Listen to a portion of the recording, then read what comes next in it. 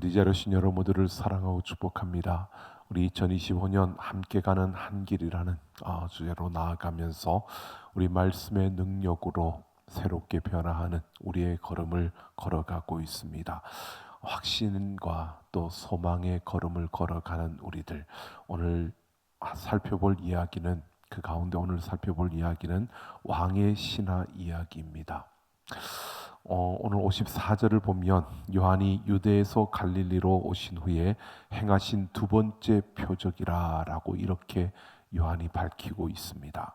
이것은 예수님이 행하신 첫 번째 표적과 뭔가 연결되어져 있는 연관성이 있는 그러한 표적, 두 번째 표적임을 밝혀주고 있는 건데요. 여러분, 우리가 알고 있는 것처럼 요한이 요한복음에서 예수님의 첫 번째 표적이라고 이렇게 밝히면서 소개한 그 내용은 가나의 혼인잔치 이야기였습니다.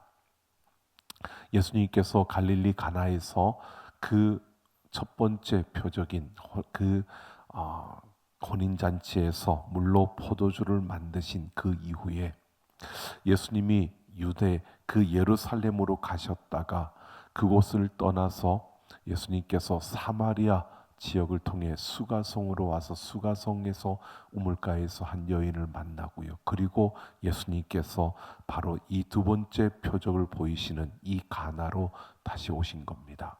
그러니까 가나에서 유대로 갔다가 그리고 다시 가나로 와서 이 두 번째 표적을 보이신 것입니다.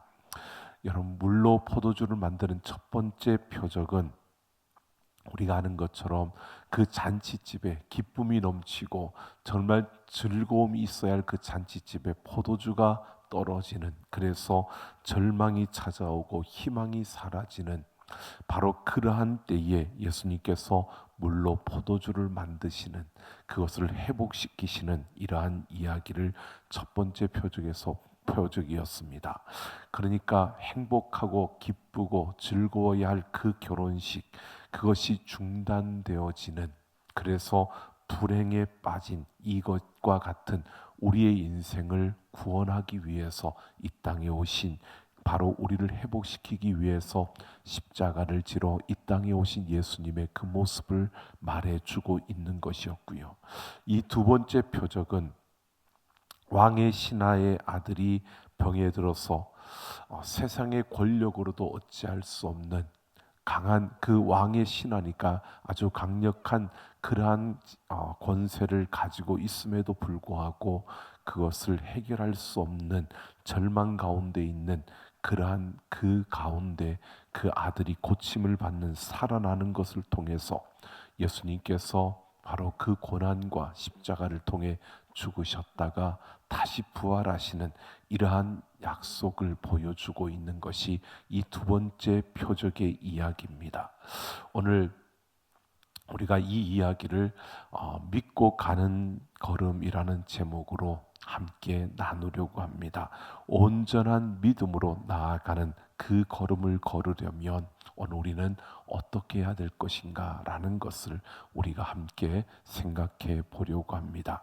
오늘 43절을 보면 예수님이 사마리아를 떠나 갈릴리로 가셨다라고 하는데 바로 이것은 갈릴리 가나로 가신 것입니다. 그런데 44절을 보면 예수님이 친히 선지자가 고향에서는 높임을 받지 못한다라고 이렇게 말씀하셨습니다. 그러면서 45절을 보면 갈릴리 사람들이 예수님을 영접했다라고 이렇게 말합니다. 여러분, 44절과 45절을 이렇게 보면 예수님은 고향에서 그 갈릴리 자신이 자라났던 생활했던 그곳에서 높임을 받지 못한다라고 이렇게 말씀하셨는데 갈릴리 사람들이 예수님을 영접했다는 겁니다. 그러니까 이 44절과 45절 사이에 뭔가 조금 충돌되어지는 이러한 부분이 보여지는데, 이것을 보면 갈릴리 사람들이 예수님을 영접한 이유를 뭐라고 하느냐면 예루살렘에서 하신 모든 일들을 보았기 때문이다라고 이렇게 말하고 있습니다. 그러니까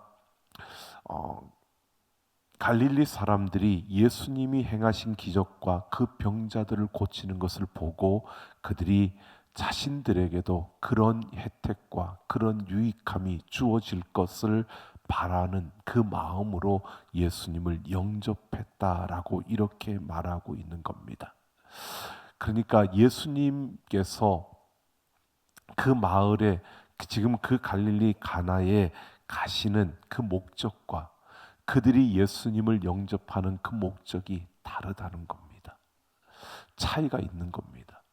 예수님은 그들이 예수님을 진정으로 영접하고 있는 모습이 아니라는 것을 아시고, 또 그 갈릴리 사람들은 예수님을 그냥 진심으로 모시는 것이 아니라 그들이 원하는 것은 바로 그 예수님 보여주었던 기적과 그 능력이 그들에게도 그럴 만한 혜택이 주어지고 자신들에게 그러한 유익이 주어지기를 바라는 마음으로 그들이 예수님을 영접하고 있다는 겁니다. 그러니까 그들의 이 영접은 온전한 영접이 아니었다는 겁니다.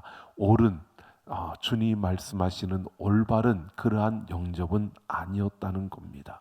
지금 그들은 예수님을 단지 자신들의 그 문제를 해결해 줄 수 있는 수단으로, 내 배를 부르게 할 수 있는 하나의 방법으로, 예수님을 하나의 도구로 이렇게 예수님을 영접하고 있다는 겁니다. 자, 그러면서 46절을 보면 왕의 신하의 아들이 가버나움에서 병들었다라고 말합니다. 그런데 그 왕의 신하가 예수님이 갈릴리 가나에 오셨다는 소문을 듣고 예수님께로 오는 겁니다. 자, 가버나움과 가나는 약 한 25마일 정도, 약 30km 정도 떨어져 있는 그러한 거리입니다. 근데 이 가버나움에서 가나로 가는 그 길은, 가나가 높은 지형이 있고요, 언덕, 그 높은 그 오르막길을 올라가야 되는 것이 가버나움에서 가나로 가는 길입니다. 그러니까 오르막길로 30km를 걸어가야 하는 그 길을 이 왕의 신하가 간 겁니다. 왜? 아들의 병을 고치기 위해서, 죽음에 처한 그 아들의 병을 고치기 위해서 그 예수님을 찾아온 겁니다. 이 왕의 신하는 예수님께 와서 내려오셔서 내 아들의 병을 고쳐주소서라고 이렇게 청하고 있습니다. 그의 아들이 거의 죽게 되었다라고 이렇게 말하고 있습니다. 지금 이 왕의 신하는 아들이 심각한 병에 걸려서 죽을 그러한 위기에 처했는 그러한 가운데서 소문을 들은 겁니다. 예수님께서 병자들을 고치는 이 소문을 듣고 그는 예수님께로 달려온 겁니다. 여러분, 그가 믿음이 있어서 온 것이 아니라는 겁니다. 아버지로서 내 아이를 살리고 싶은 그 간절함과 그 절박함이 지금 그 30km가 되는 그 오르막길을 그냥 달려오게, 예수님께로 달려갈 수 있도록 그렇게 만든 그러한 모습이었습니다. 그러니까 그 절박함과 절실함이 그의 걸음을 예수님께로 나아가게 한 것입니다. 그 절실함과 절박한 마음이 그를 움직인 거지 예수님에 대한 믿음이 있어서가 아닙니다. 갈릴리 사람들이 예수님을 영접한 것처럼 이 왕의 신하도 역시 그 예수님을 통해서 내 아들이 살아날 수 있으면 좋겠다, 내 아들을 살릴 수 있으면 좋겠다라고 하는 그 간절함과 그 절박함으로 예수님을 찾아온 것입니다. 그가 왕의 신하였다는 것은 그만큼 큰 권력과 그리고 부를 가지고 있었던 자라는 것입니다. 근데 그 돈도 그 권력도 아무것도 할 수 없는, 그 아들의 생명을 그 돈도 그 권력도 어떻게 할 수 없는 그러한 상황 속에 있는 그러한 모습에서 자신이 가진 것으로는 그 아들을 어떻게 고칠 수 없고, 정말 그 예수님에 대한 이야기 소문을 듣고 이 분을 통해서 내 아들이 고침을 받을 수 있으면 좋겠다. 이분에게 한번 부탁이라도 한번 해봐야겠다라고 생각하고 그 간절함으로 예수님을 찾아온 겁니다. 그가 예수님께 청하되라고 하는 이 표현은요, 어, 에로타라고 하는 단어인데 이것은 반복적인 동작을 말하는 미완료형입니다. 이것은 예수님께 와서 계속 반복해서 요청했다는 겁니다. 그러니까 계속 반복해서 내려오셔서 내 아들을 좀 고쳐 주십시오. 우리의 집으로 가셔서 그 가버나움 그곳으로 우리의 집으로 내려오셔서 내 아들을 좀 고쳐 주십시오라고 이것을 계속 반복해서 예수님께 요청을 했다는 겁니다. 그만큼 간절했고 그만큼 절실했고 절박했다는 것을 말해주고 있는 겁니다. 이런 절박함과 이런 절실함 앞에서 오늘 예수님은 너희는 표적과 기사를 보지 못하면 도무지 믿지 아니하니라 하리라라고 이렇게 말씀합니다. 그러니까 지금 예수님은 갈릴리 사람들도 그렇고 이 왕의 신하도 그렇고 옳은 영접을 하고 있는 것이 아니라 기적과 표적을 보았기 때문에 예수님을 영접한 것을 아셨습니다. 그리고 그렇게 절박함과 절실함으로 나온 그에게 표적과 기사를 보지 못하면 도무지 믿지 아니한다. 이 말은 여러분 이 말의 뉘앙스를 보면요, 부정적인 느낌을 줍니다. 그러니까 예수님께서 못마땅히 하는 것처럼 보여지는 겁니다. 기적과 표적을 보지 못하면 도무지 믿지 않는 사람들, 그러면서 그들의 그러한 영접, 그 간절함과 절실함을 내뱉는 그 왕의 신하에게 내려가서 제발 내 아들을 고쳐달라는 그 요청에 예수님은 기적과 표적을 보지 못하면 믿지 않는 자들이라고 이렇게 말하는 것은요, 마치 안 고쳐줄 것 같은, 예수님께서 기분이 상한, 그냥 마음이 상한 모습처럼 그렇게 대답을, 그런 반응을 하고 있는 겁니다. 그런데 예수님이 고쳐주셨습니다. 여러분, 우리가 보면 예수님의 이 반응은요, 첫 번째 표적이었던 가나의 혼인잔치에서도 이런 부분이 있었습니다. 여러분, 포도주가 다 떨어진 것을 누가 제일 먼저 알았느냐 하면 예수님의 어머니 마리아가 제일 먼저 알았습니다. 그때 마리아가 포도주가 떨어진 것을 보고 그 잔치의 주인을 찾은 게 아니라 예수님께 뭐라고 하느냐 하면 포도주가 떨어져 없다, 포도주가 없나이다라고 이렇게 말하고 있는 겁니다. 그때 예수님께서 뭐라고 답하셨습니까? 여자여, 나와 무슨 상관이 있나이까? 라고, 아직 내 때가 이르지 아니하였다라고 이렇게 말하고 있습니다. 그 말은 포도주가 다 떨어졌다라고 했는데 예수님이 나와 무슨 상관이 있습니까? 내 때가 아직 이르지 아니하였나이다라고 하는 것은 예수님께서 그 문제를 못 본 척하는 것처럼 보여지고요, 예수님께서 부정적인 반응을 보여주고 있는데, 그런데 예수님이 거기에서 물로 포도주를 만드셨습니다. 바로 그처럼 이렇게 지금 너희는 표적과 기사를 보지 못하면 도무지 믿지 아니한다라고 하는 것에서 이 말에 여러분 우리가 보면 부정적인 것 같지만 예수님이 고쳐주시는데, 이 너희는 그 안에 갈릴리 사람뿐만 아니라 그 와서 계속 요청하고 있는 이 왕의 신하도 여기에 포함되어져 있는 겁니다. 지금 왕의 신하에게 믿음이 없는 상태임을 예수님께서 그대로 말해주고 있는 겁니다. 자, 믿음이 없는 상태에서 아들을 살리고자 하는 그 절박함과 간절함 때문에 예수님을 찾아왔고 예수님께 계속해서 간구하고 요청하고 있는 겁니다.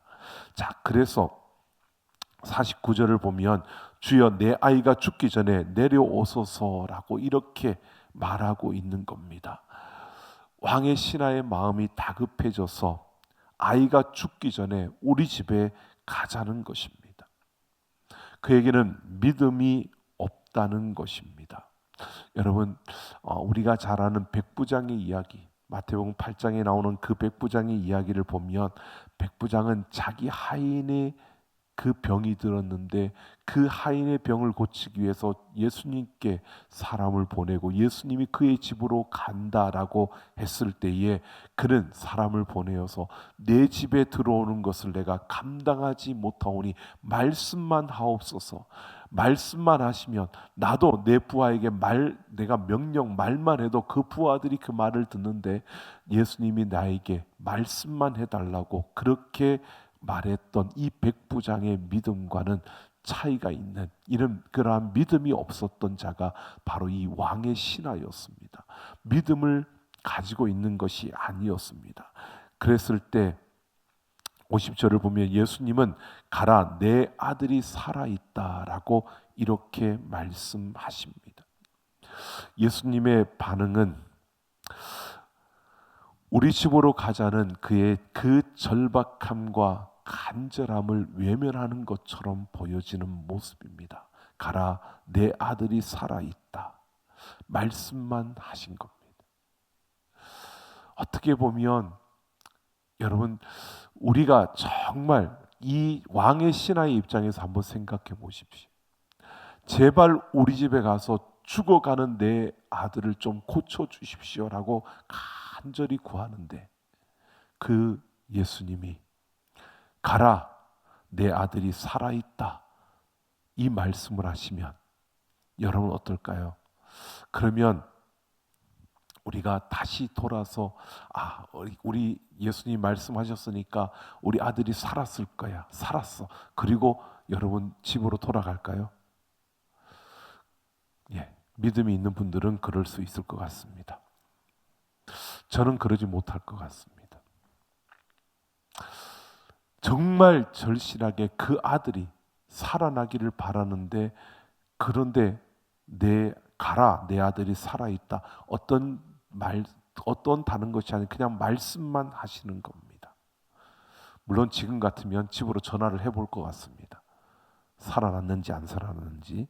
근데 30km를 떨어져 있는 그러니까 하루 정도를 걸어야 되는 이러한 거리에 있는 그 떨어진 집에 이제 이 신하에게 오늘 말씀을 보면 그런데 우리가 여기서 우리가 착각을 할 수 있는 부분이 뭐냐면 그 사람이 예수님께서 하신 말씀을 믿고 가더니라고 하는 부분입니다. 믿고 갔다라고 하는데 왕의 신하에게는 분명히 믿음이 없었습니다. 그런데 믿고 갔다라고 말하는 겁니다. 여러분 온전한 믿음이 생겼을까요? 아닙니다. 온전한 믿음이 생긴 것이 아닙니다. 이 부분에서 우리가 그가 예수님 말씀하시는 순간에 믿음이 생겼나 보다. 여러분 그거는 굉장히 잘 봐주는 건데요. 그거는 여기에서 보여지는 부분이 아니고요. 여기에서 믿고 갔다라고 하는 것은요. 온전한 믿음이 생긴 게 아니고 그게 긴가민가 하면서 갔다는 것을 말하는 겁니다. 예수님께서 고쳐진다라고 예수님께서 말씀만 하시면 고쳐진다 이런 믿음을 가지고 있었던 것이 아니라 절박함과 절실함과 그 간절함으로 예수님을 모시고 가고 싶었지만 예수님이 말씀으로 그냥 가라 내 아들이 살아있다라고 고침받았다라고 하는 이 말씀을 하실 때에 그는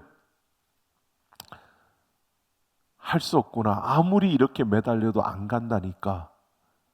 그냥 말씀만 하시니까 그게 정말인지 아닌지 긴가민가 하는 가운데서도 이제 내 힘으로도 어찌할 수 없으니까 그래서 그가 긴가민가 하면서 돌아가는 이 모습을 보여주고 있는 겁니다. 자신이 할 수 있는 건 다 했고 그분이 안 가시겠다는데 내가 그분을 잡아갈 수도 없고 끌고 갈 수도 없고 그러니까 내가 할 수 있는 건 다 했고 이제는 그 말이 맞든 안 맞든 그거 맞으면 좋고 안 맞으면 할 수 없는 거고 그냥 그런 상태로 그가 돌아가고 있는 모습을 보여주고 있는 겁니다. 그런 일이 일어났는지 일어나지 않았는지 할 수 없는 겁니다. 확신할 수 없지만 그냥 그렇게 말하니까 내가 그냥 한번 이제는 어쩔 수 없어서 내가 돌아가야 되는 이러한 모습이 지금 이 왕의 신하의 모습입니다. 그래서 집으로 발걸음을 옮기는 겁니다. 아들이 낳았다는 확신이 있어서 옮기는 게 아닙니다. 더 이상 내가 할 수 있는 일 없고 내가 이렇게까지 매달렸는데 아무리 매달려도 저분이 가실 것 같지는 않고, 그러니까 그 정말 고쳐졌든지 안 고쳐졌든지 그냥 어쩔 수 없이 나는 더 이상 여기에서 매달릴 수도 없고 내가 할 수 있는 건 다 했고 그냥 확신은 없지만 한번 돌아가 보자. 그리고 돌아가는 겁니다. 여러분, 그렇게 돌아가는 길에 그의 종들을 만났는데 아이가 살아있다라고 하는 겁니다. 그때 그는 낳기 시작한 때를 묻는 겁니다. 아들이 살아있다, 낳았다라고 하니까 그 낳기 시작한 때를 묻고 있는 겁니다. 왜 그 종들에게 그 때를 물었을까요? 여러분, 이 왕의 신하가 아들이 살아있다, 살아났다라고 하니까 언제 그렇게 되었느냐고 그 때를 묻는 겁니다. 왜 물을까요? 예수님이 하신 말씀의 그 때와 지금 아들이 괜찮아졌을 때, 살아났을 때 그 때를 지금 맞춰 보는 겁니다. 확인하고 있는 겁니다. 여러분, 확신했다면 예수님 말씀하신 대로 아이가 고쳐졌다는 것을, 가라 내 아들이 살아있다, 이 말이 정말 그 말씀만으로도 그렇게 이루어졌다는 확신이 있었다면 여러분 확인할 필요가 없습니다. 그런데 확인을 하고 있다는 것은 그가 예수님의 말씀을 제대로 믿지 않았고 긴가민가 하면서 그러고 가고 있었다는 겁니다. 근데 아이가 살아있다라고, 살아났다라고 하니까 그때가 언제인지를 묻고 있는 겁니다. 그러니까 정말 예수님이 말씀하셔서 낳은 건지 아니면 우연찮게 낳은 건지 그걸 확인하고 싶어서 그때가 언제인지를 묻고 있는 겁니다. 그래서 53절을 보면 그때가 어제 7시, 즉 예수님이 말씀하신 때라는 것을 확인하고서 그는 그와 그의 온 집안이 다 믿었다라고 말합니다. 그때서야 그들에게 온전한 믿음이 생겨났다는 것을, 온전한 믿음을 갖게 되었다는 것을 말해주고 있는 겁니다. 그러니까 그가 예수님 말씀하실 때 반신반의하면서 떠난 겁니다. 확실히 믿고 확신하고 그리고 돌아가는 게 아닙니다. 그 아들이 고침받는 그것은 아버지의 믿음과는 상관이 없었던 겁니다. 아버지에게는 그런 믿음이 없었습니다. 예수님의 말씀으로 이루어진 겁니다. 그 사실을 확인한 다음에 아버지의 믿음이 온전하게 되어진 것입니다. 여러분, 오늘 우리에게 이런 모습을 보여줍니다. 누구나 처음부터 완전한 온전한 믿음을 가지고, 큰 믿음을 가지고 출발하는 사람은 없다는 겁니다. 우리가 하나님을 믿고 우리가 하나님을 의지하고 예수 그리스도를 나의 구주라고 고백하지만 여전히 우리 안에 두려움과 염려와 걱정이 우리를 가로막고 있고 우리를 휩싸고 우리의 삶에 끊임없이 우리를 공격합니다. 여러분, 긴가민가 하는 상태에서 조금씩 그렇게 믿음의 눈금을 만들어 가면서 우리는 믿음을 가지게 되고, 그러면서 믿음에 더욱 견고하고 강건한 모습으로 세워지게 되는 것입니다. 여러분, 우리는 처음부터 강한 믿음을 가진 자가 서는 것이 아닙니다. 예수를 믿는 그 순간에부터 우리의 믿음이 강한 자가 되는 것이 아니라 그 믿음의 눈금이 하나씩 쌓여가면서 우리의 믿음이 강하여지고 견고해져 가는 겁니다. 여러분, 그러면 내가 예수를 오래도록 믿으면 여러분 우리의 믿음이 견고해지고 강하여질까요? 믿음의 눈금이 그냥 쌓여져 가는 것은 아닙니다. 이 믿음의 눈금을 만들어 가야 되는 것은 우리가 어떻게 살아가느냐에 따라 달린 겁니다. 똑같이 30년 동안 신앙생활해도 여러분 어떤 사람은 믿음의 눈금을 잘 쌓아가는, 그래서 믿음이 견고해지는 사람이 있는가 하면 그냥 30년을 그냥 보내는 사람도 있습니다. 믿음의 눈금 하나 못 쌓고 지나가는 사람도 있습니다. 여러분, 우리가 직분을 받았다. 여러분, 맞습니다. 내가 직분을 받아가지고 서는데, 직분을 받아서 장로로, 목사로, 집사로 우리가 섰을 때에, 여러분, 목사이니까, 전도사이니까 그 믿음이 계속 쌓여가느냐, 믿음의 눈금이 계속 쌓여가느냐, 좀 죄송하지만 여러분, 교육자들 중에도 그러지 못한 이들이 있습니다. 왜? 그냥 시간만 보낸다고, 예배에 참석하고 그냥 시간만 보낸다고 해서 믿음의 눈금이 쌓여가는 게 아니기 때문입니다. 믿음의 눈금은 오늘 보십시오. 이 왕의 신하처럼 절박함과 그 간절함으로 예수님을 찾았던 그 자리에서 예수님이 하신 그 일을 확인하는 이 작업을 통해서 믿음의 눈금이 그어지는 겁니다. 그러니까 우리의 삶에서요, 이 절실함과 절박함을 가지고 도전하지 못하는 그런 삶이 없다면, 하나님의 말씀을 듣긴 듣는데 그 말씀을 듣고 그 말씀을 가지고 내 삶에서 몸부림치며 그 말씀을 붙들고 그 말씀대로 살아보려고 내가 도전하고 그렇게 몸부림치는 그러한 씨름하는 그러한 도전이 없다면 믿음의 눈금을 만들 수가 없는 겁니다. 우리가 잘 듣는데 듣고 나서 그냥 그런가 보다 그리고 지나가 버린다면, 우리에게서 우리의 삶의 자리에서 그 말씀을 붙들고 무언가 도전해보는, 그 말씀대로 내가 발버둥 쳐보는 이러한 도전이, 그러한 시도가, 그러한 절박함과 절실함과 그런 우리의 마음에 그 애달픔이 없다면, 여러분, 그러면 믿음의 눈금은 쌓여가지 않는 겁니다.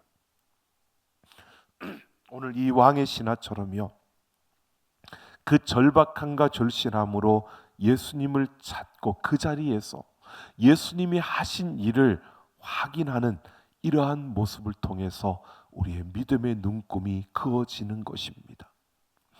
믿음이 없기 때문에 확인을 하는 겁니다. 그러니까 확인하는 것 자체가 잘못된 게 아닙니다. 확인하는 것을 통해서 나의 믿음이 더 자라나고 견고해져 가는 그 눈금을 하나씩 그어가는 겁니다. 그 믿음의 눈금이 그어지고 그것이 쌓여갈 때 우리의 믿음이 견고해져 가는 겁니다. 그러니까 여러분, 우리가 그냥이 아니라 내가 믿어야지, 내가 가져야지 이렇게 해서 되는 게 아니라 그 예수님을 찾는 그 간절함과 절실함을 가지고 예수님 앞으로 나올 때요, 그 예수님이 우리에게 보여주시는 일들이 있습니다.